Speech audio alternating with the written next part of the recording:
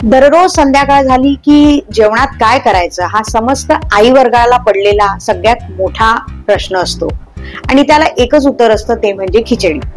नमस्कार, मी श्यामली. आपण पाहतात OTT न्यूज. दररोज एक गोष्ट या सत्रात आपल्या सगळ्यांचे खूप खूप स्वागत आहे. आज आपण जाणून घेणार आहोत आपल्या सगळ्यांच्या लाडक्या खिचडी या पदार्थाबद्दल.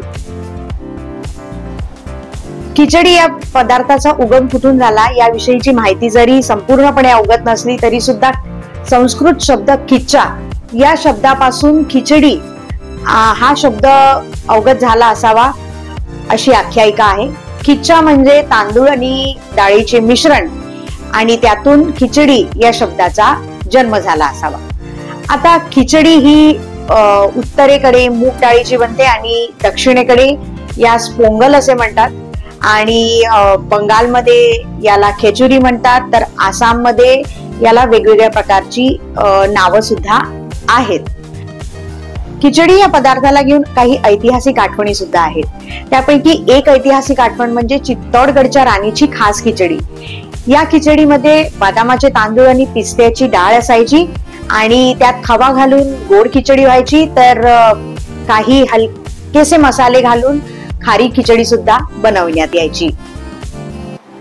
खिचडीचा उल्लेख फक्त आपल्या इतिहासातच नाही तर येथे येऊन गेलेले बरेचसे प्रवासी, राजदूत आणि राजदरबारातील बऱ्याचशा लेखकांनी सुद्धा आपल्या ग्रंथांमध्ये केलेला आपल्याला आढळून येईल.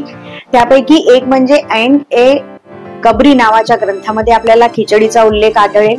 त्याचप्रमाणे औरंगजेबाचा जेव्हा आपण इतिहास बघतो त्यात काही ठिकाणी असे लिहिलेले आढळते की औरंगजेबासाठी खास एक खिचडी बनायची ज्यामध्ये मासे आणि अंडे असायचे आणि ती औरंगजेबाला फार आवडायची. इतकेच नव्हे तर एका ग्रीक राजदूताने, सेल्युलस नावाच्या राजदूताने जेव्हा भारताविषयी लिहिले आणि येथील खानपानाविषयी लिहिले तेव्हा त्याने आवर्जून खिचडीचा उल्लेख त्याच्या लिखाणात केला आणि त्यांनी म्हटले की भारतीयांचे संध्याकाळचे आवडते जेवण हमखास खिचडी असते.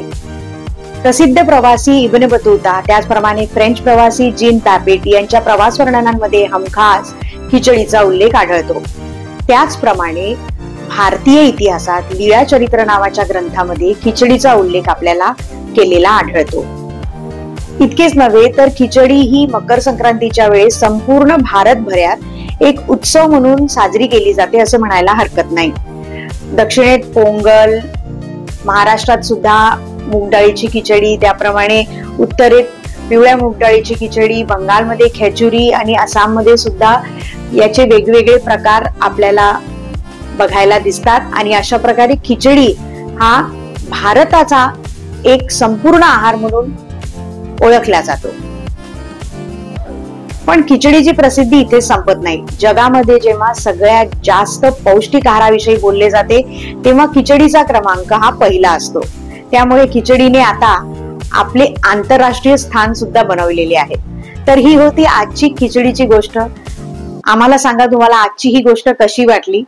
आणि दररोज एक गोष्ट या सत्रात मी आपल्यासाठी वेगवेगळ्या गोष्टी घेऊन येणार आहेत. आपले अभिप्राय आम्हाला कॉमेंट बॉक्समध्ये नक्की कळवा आणि बघत रहा OTT न्यूज. धन्यवाद.